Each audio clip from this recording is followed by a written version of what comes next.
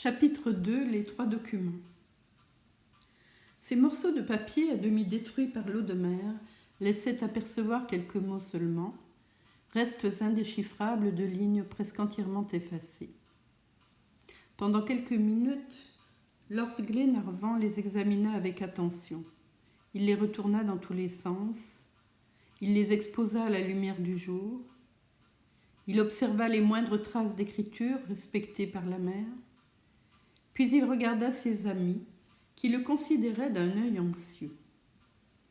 Il y a là, dit-il, 3 documents distincts, et vraisemblablement 3 copies du même document, traduits en 3 langues, l'un anglais, l'autre français, le troisième allemand. Les quelques mots qui ont résisté ne me laissent aucun doute à cet égard. Mais au moins ces mots présentent-ils un sens ? Demanda Lady Glenarvan. Il est difficile de se prononcer, ma chère Helena. Les mots tracés sur ces documents sont fort incomplets. Peut-être se complètent-ils l'un par l'autre, dit le major. Cela doit être, répondit John Mangles. Il est impossible que l'eau de mer ait rangé ces lignes précisément aux mêmes endroits, et en rapprochant ces lambeaux de phrases, nous finirons par leur trouver un sens intelligible. C'est ce que nous allons faire, dit Lord Glenarvan, mais procédons avec méthode. Voici d'abord le document anglais. Ce document présentait la disposition suivante de lignes et de mots. 62, brille, go, sink, etc. Voilà qui ne signifie pas grand-chose, dit le major d'un air désappointé. Quoi qu'il en soit, répondit le capitaine, c'est là du bon anglais. Il n'y a pas de doute à cet égard, dit Lord Glenarvan. Les mots sink, alone, that, and, lost sont intacts. Skip forme évidemment le mot skipper, et il est question d'un sieur GR, probablement le capitaine d'un bâtiment naufragé. Ajoutons, dit John Mangles, les mots monite et sistance, dont l'interprétation est évidente. Eh, mais c'est déjà quelque chose, cela, répondit Lady Helena. Malheureusement, répondit le major, il nous manque des lignes entières. Comment retrouver le nom du navire perdu, le lieu du naufrage ? Nous les retrouverons, dit Lord Edward. Cela n'est pas douteux, répliqua le major, qui était invariablement de l'avis de tout le monde. Mais de quelle façon ? En complétant un document par l'autre. Cherchons donc, s'écria Lady Helena. Le second morceau de papier, plus endommagé que le précédent, n'offrait que des mots isolés et disposés de cette manière, set, uni, glace, etc. Ceci est écrit en allemand, dit John Mangles, dès qu'il eut jeté les yeux sur ce papier. Et vous connaissez cette langue, John ? Demanda Glenarvan. Parfaitement, votre honneur. Eh bien, dites-nous ce que signifient ces quelques mots. Le capitaine examina le document avec attention et s'exprima en ces termes. D'abord, nous voilà fixés sur la date de l'événement. 7 Juni veut dire 7 juin. Et en rapprochant ce chiffre des chiffres 62, fournis par le document anglais, nous avons cette date complète, 7 juin 1862. « Très bien !» s'écria Lady Helena. « Continuez, John. » Sur la même ligne, reprit le jeune capitaine, je trouve le mot glace, qui, rapproché du mot go, fourni par le premier document, donne Glasgow. Il s'agit évidemment d'un navire du port de Glasgow. C'est mon opinion, répondit le major. La seconde ligne du document manque tout entière, reprit John Mangles. Mais sur la troisième, je rencontre 2 mots importants. Zwei, qui veut dire 2, et Atrosen, ou mieux Matrosen, qui signifie matelot en langue allemande. Ainsi donc, dit Lady Helena, il s'agirait d'un capitaine et de 2 matelots. C'est probable, répondit Lord Glenarvan. J'avouerai à votre honneur, reprit le capitaine, que le mot suivant, grouse, m'embarrasse. Je ne sais comment le traduire. Peut-être le 3e document nous le fera-t-il comprendre. Quant aux 2 derniers mots, ils s'expliquent sans difficulté. Bringt ihnen signifie portez-leur, et si on les rapproche du mot anglais situé comme eux sur la 7e ligne du premier document, je veux dire du mot assistance, la phrase portez-leur secours se dégage toute seule. Oui, portez-leur secours, dit Glenarvan. Mais où se trouvent ces malheureux ? Jusqu'ici, nous n'avons pas une seule indication du lieu, et le théâtre de la catastrophe est absolument inconnu. Bon, espérons que le document français sera plus explicite, dit Lady Helena. Voyons le document français, répondit Glenarvan, et comme nous connaissons tous cette langue, nos recherches seront plus faciles. Voici le fac-similé exact du troisième document. Troie, Hats, Tania, Goni, etc. Il y a des chiffres, s'écria Lady Helena. Voyez, messieurs, voyez. Procédons avec ordre, dit Lord Glenarvan, et commençons par le commencement. Permettez-moi de relever un à un ces mots épars et incomplets. Je vois d'abord, dès les premières lettres, qu'il s'agit d'un trois-mâts, dont le nom, grâce aux documents anglais et français, nous est entièrement conservé, le Britannia. Des deux mots suivants, Goni et Austral, le dernier seul a une signification que vous comprenez tous. Voilà déjà un détail précieux, répondit John Mangles. Le naufrage a eu lieu dans l'hémisphère austral. C'est vague, dit le major. Je continue, reprit Glenarvan. Ah, le mot abord, le radical du verbe aborder. Ces malheureux ont abordé quelque part. Mais où? Est-ce donc sur un continent? Cruel. Cruel, s'écria John Mangles, mais voilà l'explication du mot allemand, grausam, cruel. Continuons, dit Glenarvan, dont l'intérêt était violemment surexcité à mesure que le sens de ces mots incomplets se dégageait à ses yeux. Indie, s'agit-il donc de l'Inde où ces matelots auraient été jetés? Que signifie ce mot ongite? Ah, longitude. Et voici la latitude, 37 degrés 11 minutes. Enfin, nous avons donc une indication précise. Mais la longitude manque, dit McNabbs. On ne peut pas tout avoir, mon cher major, répondit Glenarvan. Et c'est quelque chose qu'un degré exact de latitude. Décidément, ce document français est le plus complet des trois. Il est évident que chacun d'eux était la traduction littérale des autres, car ils contiennent tous le même nombre de lignes.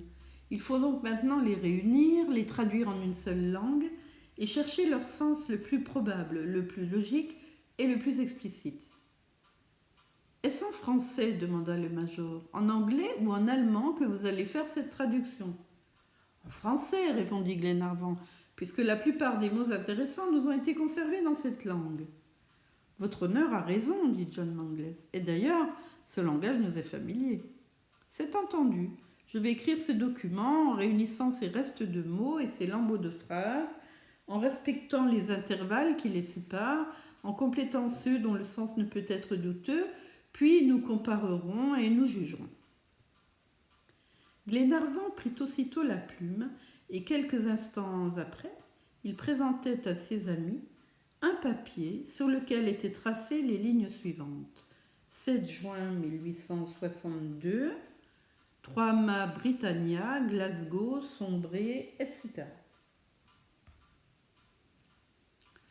En ce moment, un matelot vint prévenir le capitaine que le Duncan embouquait le golfe de la Clyde et il demanda ses ordres.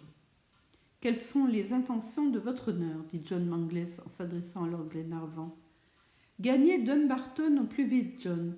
Puis, tandis que Lady Helena retournera à Malcolm Castle, j'irai jusqu'à Londres soumettre ce document à l'amirauté. » John Mangles donna ses ordres en conséquence et le matelot alla les transmettre au second.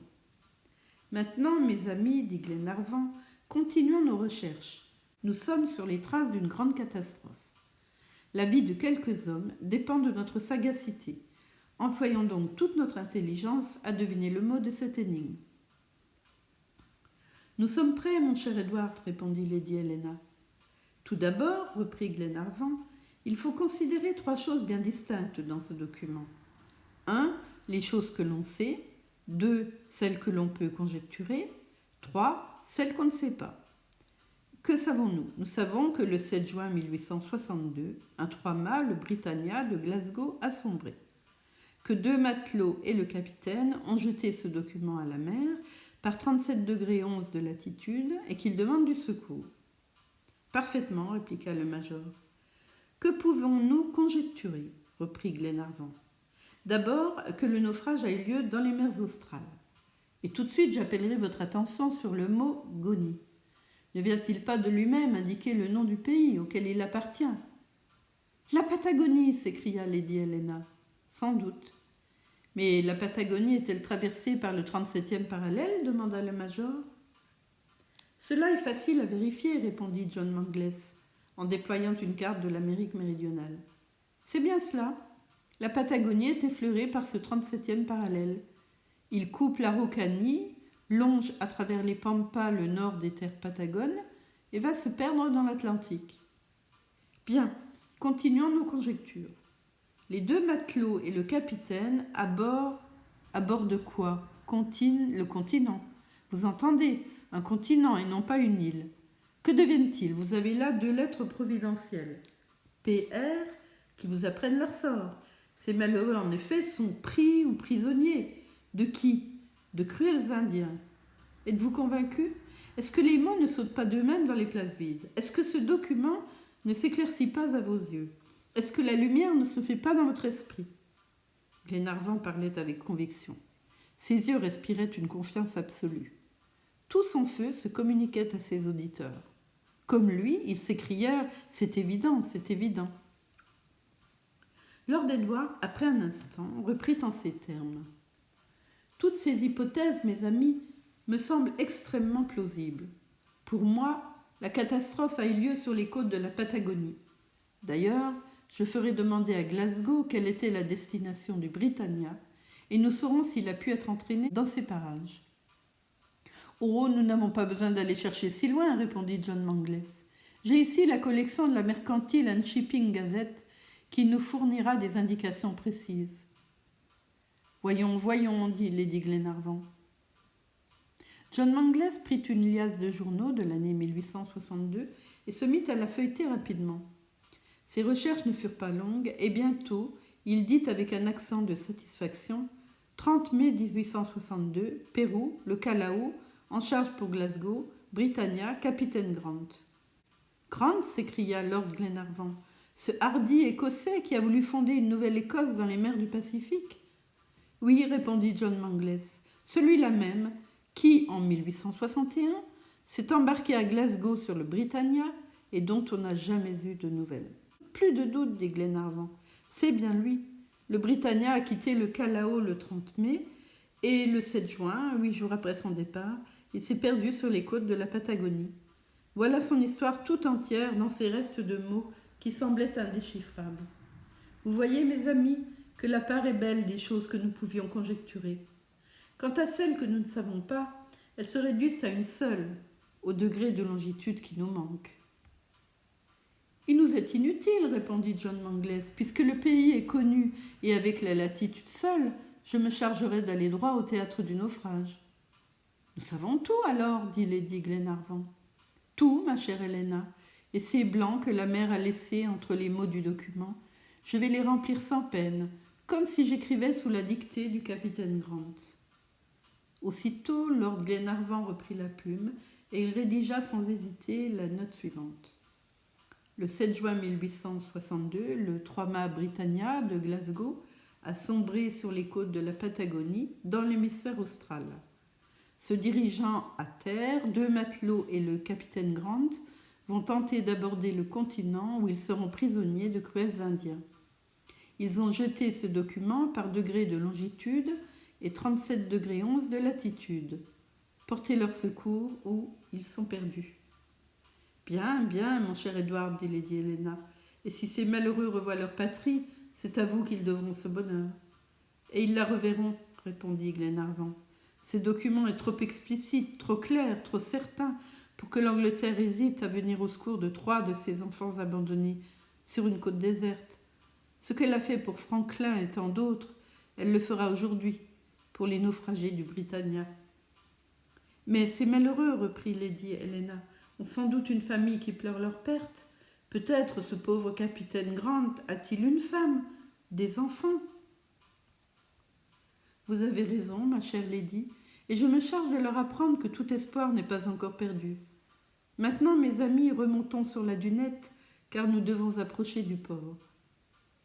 En effet, le Duncan avait forcé de vapeur. Il longeait en ce moment les rivages de l'île de Bute et laissait Rothsay sur tribord, avec sa charmante petite ville, couchée dans sa fertile vallée. Puis il s'élança dans les passes rétrécies du golfe évolua devant Greenock, et à 6 heures du soir, il mouillait au pied du rocher basaltique de Dumbarton, couronné par le célèbre château de Wallace, le héros écossais. Là, une voiture attelée en poste attendait Lady Helena pour la reconduire à Malcolm Castle avec le major McNabbs.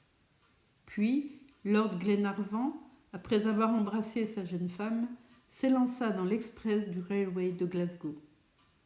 Mais avant de partir, il avait confié à un agent plus rapide une note importante, et le télégraphe électrique, quelques minutes après, apportait au Times et au Morning Chronicle un avis rédigé en ces termes.